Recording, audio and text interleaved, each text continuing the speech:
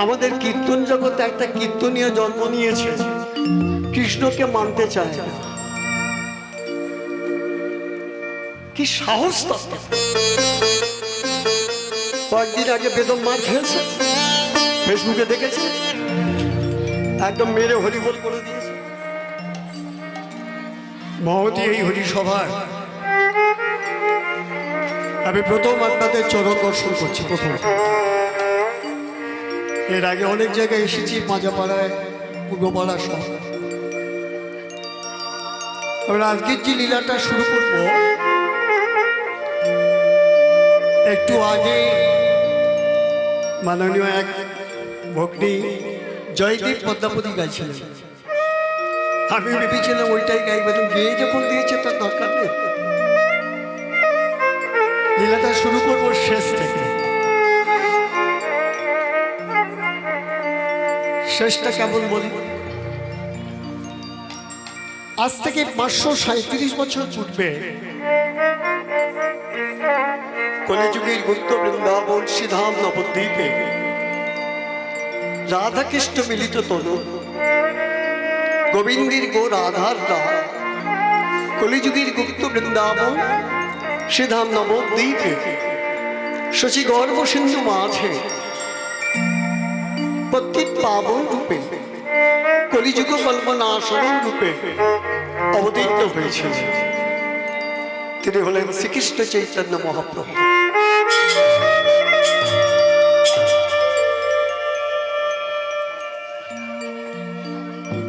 শ্রীকৃষ্ণ চৈতন্য মহাপ্রভুর আবির্ভাবের কারণটা কি? না এহেন কলির জীবকে শিক্ষা দেবার কারণ। তিনি কি শিক্ষা দিতে চেয়েছেন বা চেয়েছিলেন? না পৃথিবীতে যত আছে, পৃথিবীতে যত আছে কি নগরাদি গ্রাম সর্বত্র প্রচারিত হইবে মধুর হরিনাম।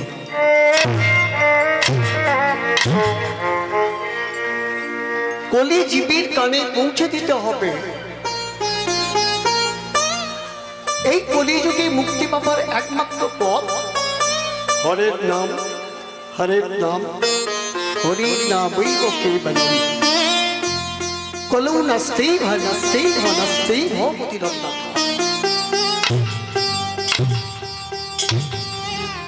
কথাটির তাৎপর্য কি? না কলিযুগে হরিনাম ছাড়া কোনো গতি নাই, গতি নাই, গতি নাই। তবে কি পূজা অর্চনা যাগযজ্ঞ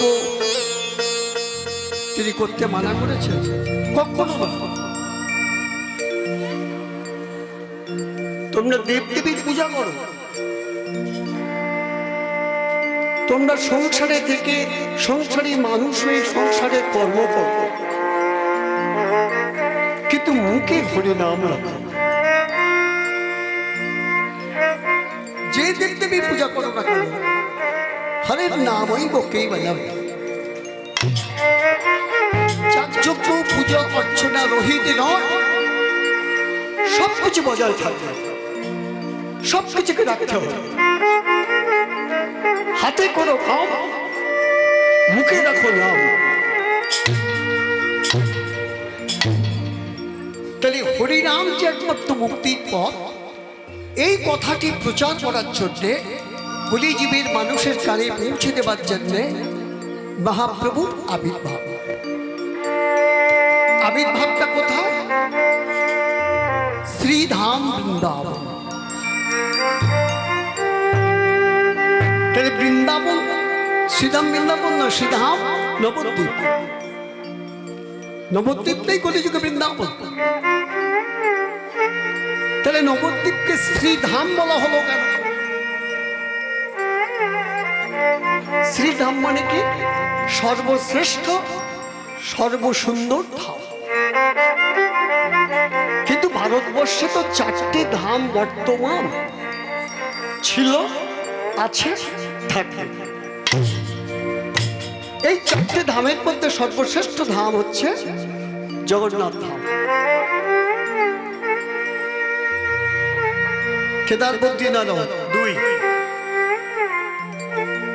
রামেশ্বরম 3, দ্বারকা 4।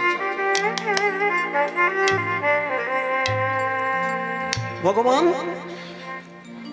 রামেশ্বরমে স্নান করেন, জগন্নাথ ধাম পুরী ধামে তিনি সেবা গ্রহণ করেন,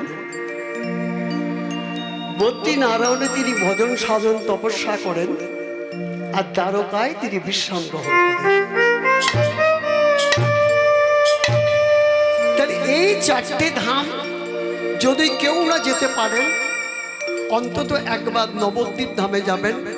4 ধামের পুণ্য অর্জন 1 ধামে হয়ে যাবে। তাহলে নবদ্বীপ শ্রীধাম কেন, ষষ্ঠ শ্রেষ্ঠ ধাম কেন? যেহেতু নবদ্বীপে শ্রীকৃষ্ণ চৈতন্য মহাপ্রভুর আবির্ভাব হয়েছে। হরি হরি বল, হরি হরি।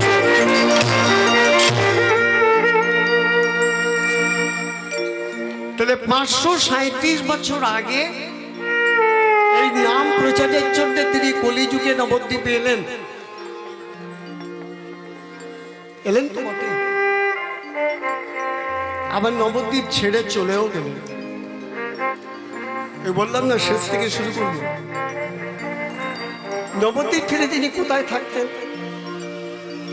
জগন্নাথ ধাম। 24 বছর বয়সে তিনি গৃহত্যাগ করলেন, মানে সন্ন্যাসী হলেন। সন্ন্যাসী কাকে বলে? সন্ন্যাসী কয় প্রকার? সন্ন্যাসী 2 প্রকার। একটাকে বলা হয় গৃহত্যাগী সন্ন্যাসী, আর একটাকে বলা হয় গৃহী সন্ন্যাসী। যারা গৃহত্যাগী সন্ন্যাসী তারা বিশ্বের মঙ্গলের জন্য গৃহত্যাগ করেন, গেরুয়া বসনকে ধারণ করেন, কারণ গেরুয়া বসন হচ্ছে ত্যাগের প্রতীক। আর গৃহী সন্ন্যাসীকে যারা গৃহে থেকে গৃহের কর্ম বজায় রেখে ভজন সাধন করে। কম্মানং কর্মানং নাশং সন্ন্যাসং করো বিদু সর্ব কর্ম ফলত্যাগং তাহুস্ত্যাগং বিচক্ষণ।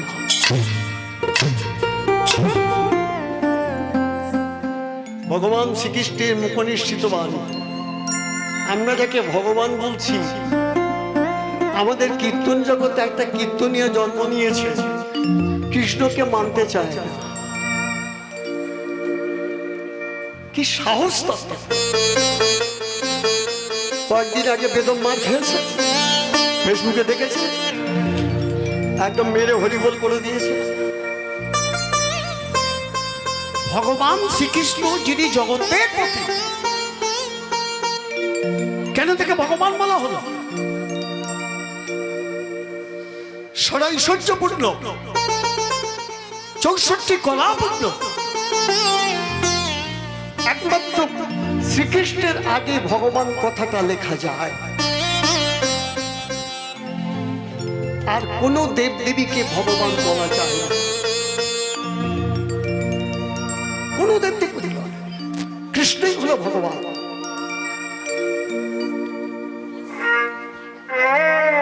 যেটা বলছিলাম, সেই ভগবান কৃষ্ণ রাধার কান্তি ধরি কলিযুগে হইলেন অবতরী, তিনিই হলেন শিব। তাহলে গৃহী সন্ন্যাসী যারা হন তাদের পোশাকের কোনো রং নেই, যা খুশি পোশাক করো। ঠাকুর রামকৃষ্ণ পরমহংসদেব আমার কাছে চরম উদাহরণ। ভারতবর্ষের রাষ্ট্রপতি ডক্টর রাধাকৃষ্ণন, তিনি রামকৃষ্ণকে নিয়ে কি বলেছিলেন জানেন? The greatest philosopher in this world. এত বড় দার্শনিক পৃথিবী থেকে কেউ নেই।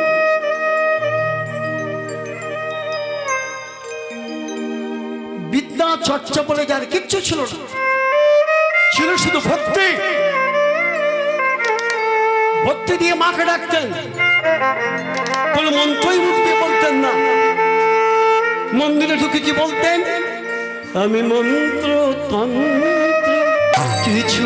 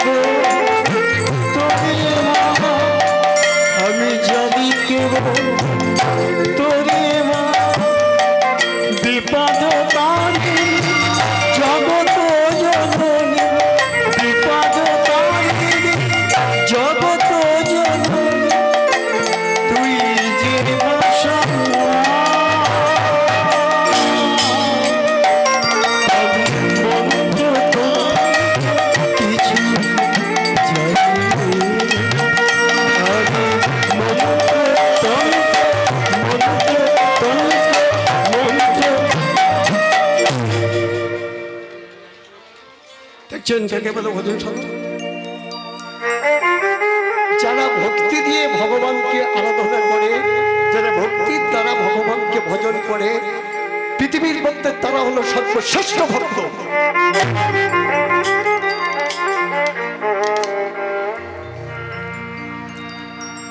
সেই ভক্তকে কি বলা হয়? জ্ঞানী ভক্ত। ভক্ত চার প্রকার: আত্মভক্ত, অজ্ঞাতি ভক্ত, জিজ্ঞাসু ভক্ত, জ্ঞানী ভক্ত। ব্যাখ্যাটা পরে পড়ুন। তাহলে এই যে মহাপ্রভু সন্ন্যাসী হলেন 24 বছর বয়সে মাঘ মাসে, সন্ন্যাসী হওয়ার পর তিনি জগন্নাথ ধামে থাকতেন। আরো 24 বছর ছিলেন, তার মানে 48 বছর তিনি প্রকট ছিলেন। আর এই কলিযুগে নবদ্বীপের মাটিতে যিনি সত্যই নারায়ণ, তার নাম দাপরের মধুসূদন, তাকে টেনে এনেছিলেন কে জানেন? তার নাম কি? বড় গোসাই অদ্বৈত আচার্য।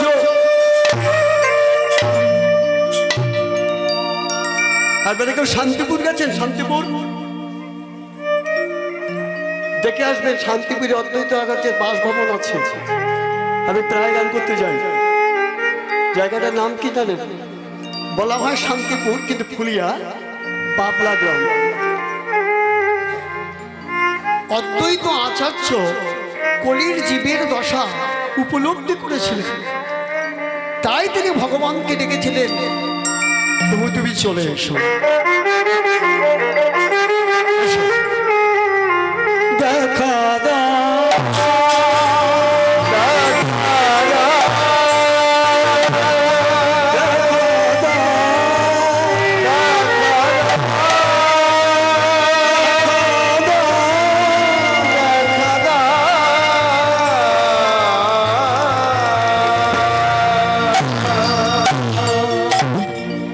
কতদিন কেঁদেছিল জানেন? 12 বছর। স্বয়ং মদন মোহনের কাছে কেঁদে কেঁদে বলতেন, এসো প্রভু, কলির জীবকে তুমি উদ্ধার করো, উদ্ধার করো। কলির মানুষ যে কাঁদছে, কি করে মুক্তি পাবে? সেই মুক্তির পথ তুমি এসে দেখাও। কি দিয়ে ডাকতেন? আপনারা আপনাদের ঠাকুরঘরে আপনাদের যে দেবতা আছে ভগবান কৃষ্ণকে কি দেন? ফল, মিষ্টান্ন, ফুল, তাই তো? অদ্বৈত তা দিতেন না। কি দিতেন? তুলসী দল, জলস্য চিনুক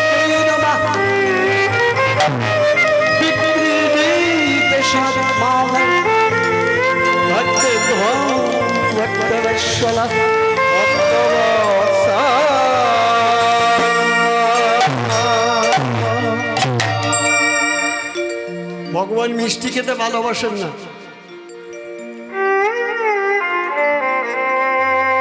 ভগবান যেটা ভালোবাসেন ভক্তি। আর ভক্তি দিয়ে কি দিতে হয়? তুলসী দল মাত্রের, কেবলমাত্র তুলসী পত্র, জলস্বরূপকে জল দিতে হয়, গঙ্গার জল। গঙ্গার জল মানে বোঝেন কাকে বলে? গঙ্গার জল। গঙ্গা কটা বলে রাখি, গঙ্গা হচ্ছে চারটে। গুপ্ত গঙ্গা, সুপ্ত গঙ্গা, লুপ্ত গঙ্গা, মুক্ত গঙ্গা।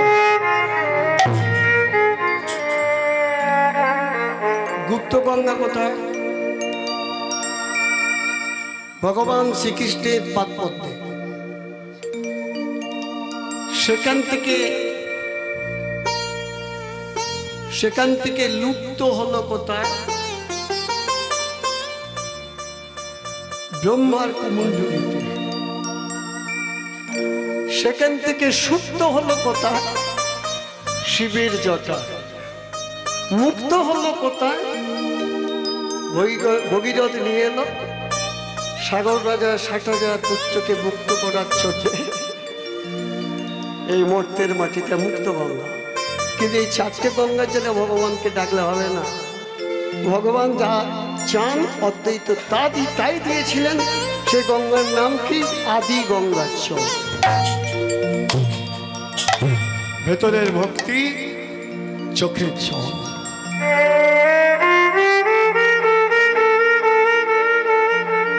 কি শুনলেন? চোখের জল আর ভক্তি। এই দিয়ে মদন মোহনকে ডাকতে 12 বছর। কোথা নারায়ণ বিপদ তারণ,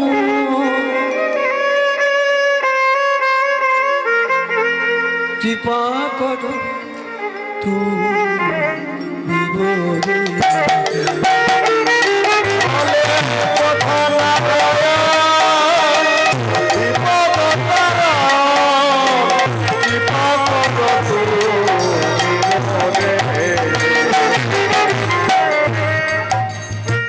আমার বাবার লেখা গান, বাবার সুর। 4 বছর আগে বাবা দেহ রেখেছে, নাম যুক্ত যুক্ত। কথাগুলো শুনো আর সুর।